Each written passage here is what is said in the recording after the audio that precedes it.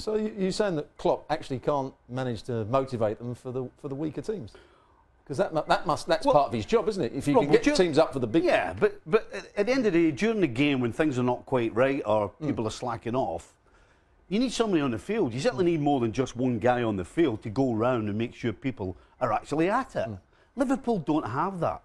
And actually, you know, as much as I love Klopp, I think it's bad when you think of a team, and in this team it's Liverpool, and the first person you think about is Klopp. You don't think about the great players. You don't think about a superstar that plays for them. I mean, Liverpool through the years, it's always been the players that's been the focus, not the manager. Now it seems to be, well, it's Klopp. Oh, when there's 11 other players on the field that can't get it done. So why haven't they got leaders? Is it because they bought the wrong sort of players? Is it because that's not Klopp's fault so far, is it? He's had 2 or 3 windows, but a lot of the players have been there before Klopp was installed. If you're Liverpool's owners, right, and they basically have said that they're going to go and try and get younger players and bring them along. If you do that, then you better be prepared that it doesn't work out sometimes. Unfortunately, it's a lot more than sometimes, because these guys are turning up 15 times a season.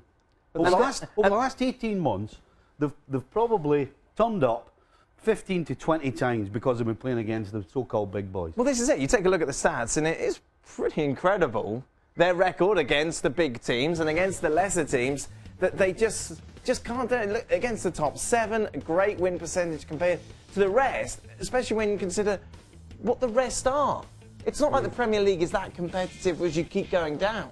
There are a lot of mediocre teams. Well, there's been a lot of occasions this season when teams have dropped off.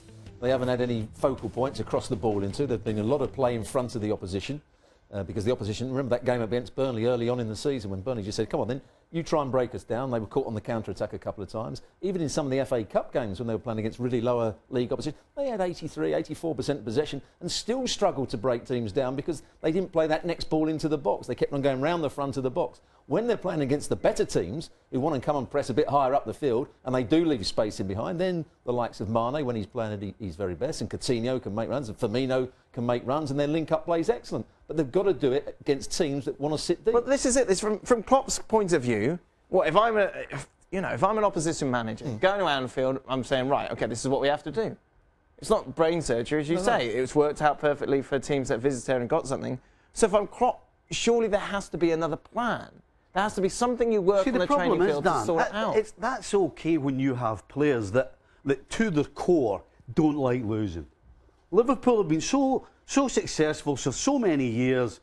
You go back to the Ron Yateses all the way through my time, because they had players who, when they lost, it absolutely cut them to the core.